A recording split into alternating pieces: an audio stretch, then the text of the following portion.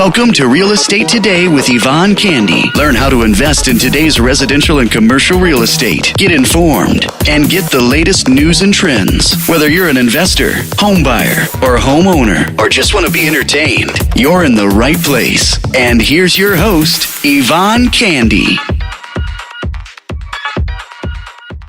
You know, I decided to do this recording actually just on the fly because I was talking to one of my friends who is a realtor, and I'm also a realtor in the state of Pennsylvania. I still have my license, and I just don't want to let that license go. And I love real estate. I love everything about it. It's just one of my passions, you know. But I was talking to her about a client that she has, and she's having a hard time selling this property. So I was asking her what was the problem, and she said, well, they just refuse to make some of the changes that I'm recommending to them to help them sell their home a lot faster. So I said, wow. I said, this is something really important.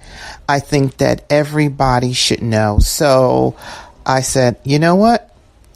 I think that what I'm going to do, I'm going to talk about some of the tips and some of the tricks that you can use to help you sell your home faster. I hope these things be valuable to you. It doesn't have to be, something where you spend a lot of money or anything like that. But anyway, let's just go through a few things. And these are some of the things that we talked about that she suggested, and I agree 100%. This is what you have to do. Number one, curb appeal. Curb appeal is extremely important. Do you know how many houses I have passed by, either that I was interested in or my client was interested in, and from the outside, it just was so unappealing that we refused to go in. Or my client just says, oh, just keep on going. I don't even want to see the property. Now, I'm an investor and I'm pretty seasoned, so I don't let that bother me as much. But however, your end user, your client or your prospective home buyer is going to look at the outside of your property and they're going to say, oh, well, you know what? If it doesn't look good on the outside, it can't look good on the inside. Well, that's not necessarily true, but this is the way the mind works. It's a psychological thing.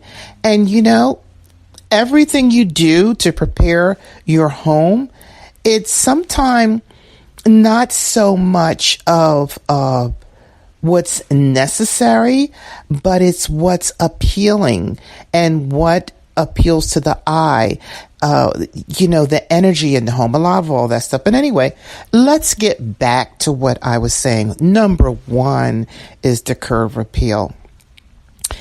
Keep your grass cut, the weeds out, plant some flowers or some bushes, paint your porch, make sure your gutters are intact, make sure your shingles are in place and not missing.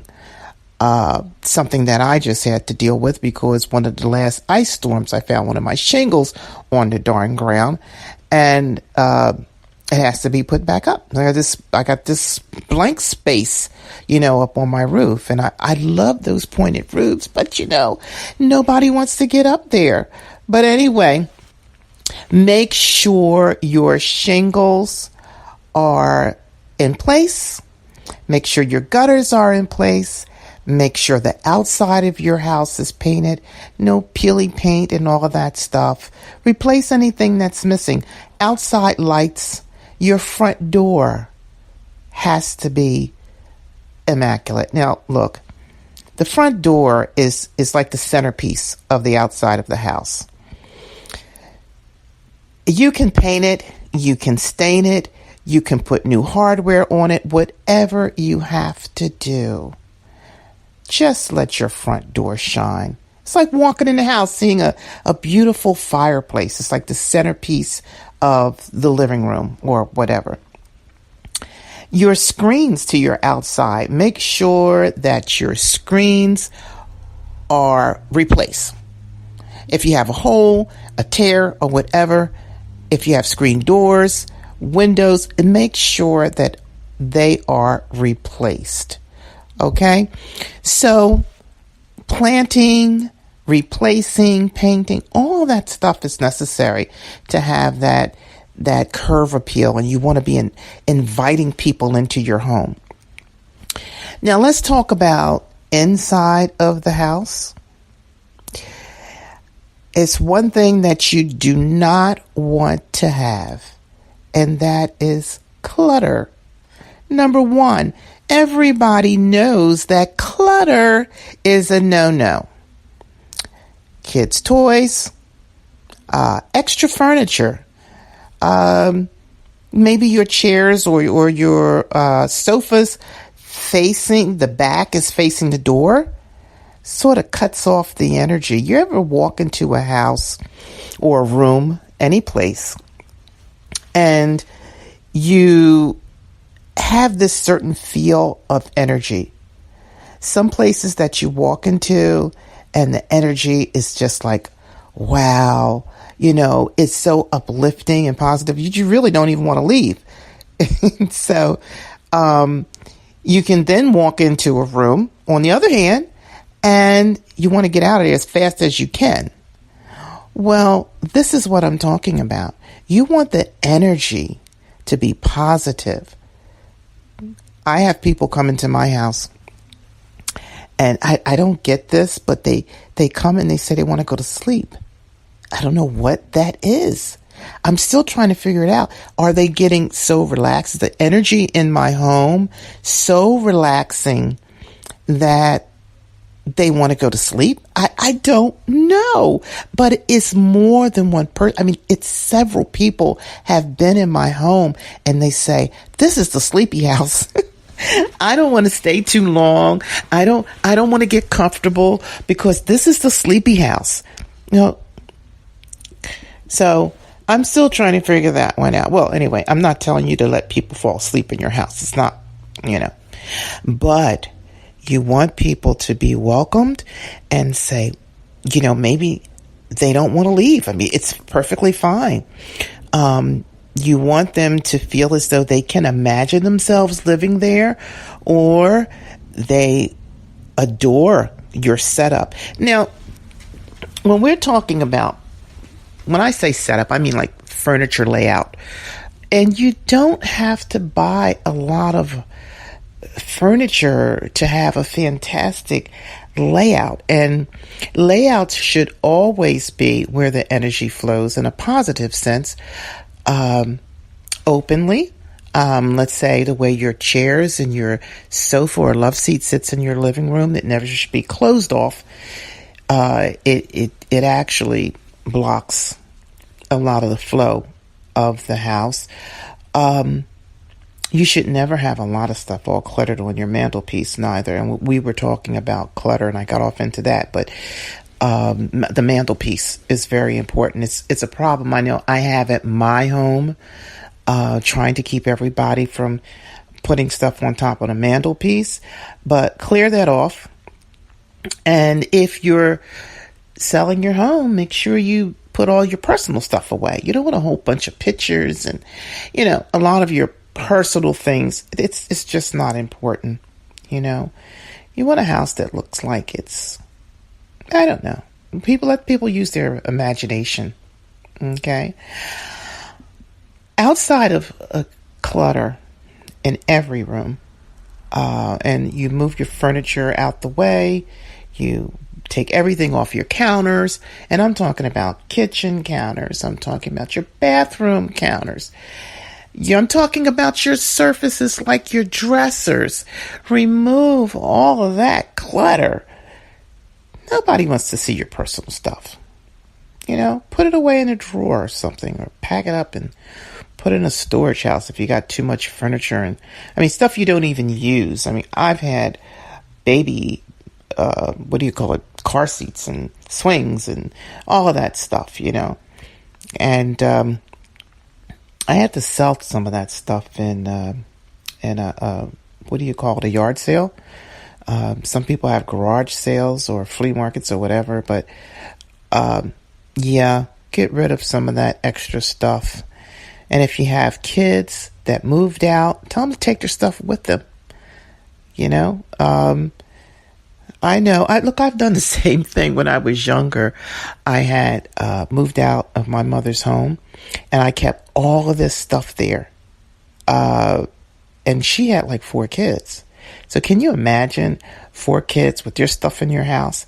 After a while, they started throwing stuff out, and that's when I came and got it because they started throwing it out. But at any rate, that's a part of the clutter. The surfaces, the extra furniture that you don't need, the misplacing of furniture. You don't have to line everything up against the wall. I mean, I think my grandmother used to do that or something. I don't know. Is that a style that is from old school? I don't know.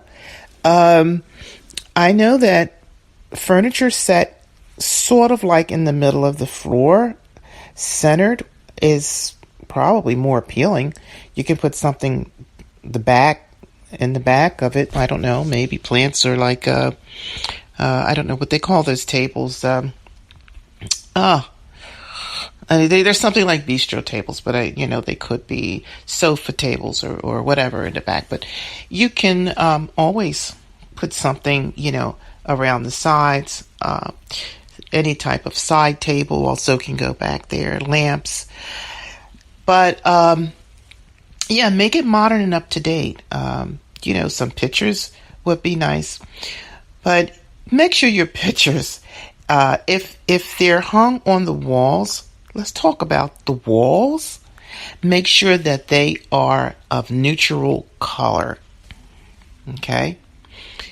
Your walls and your floors, whether it's carpet or whatever you have down there, should be of a neutral color.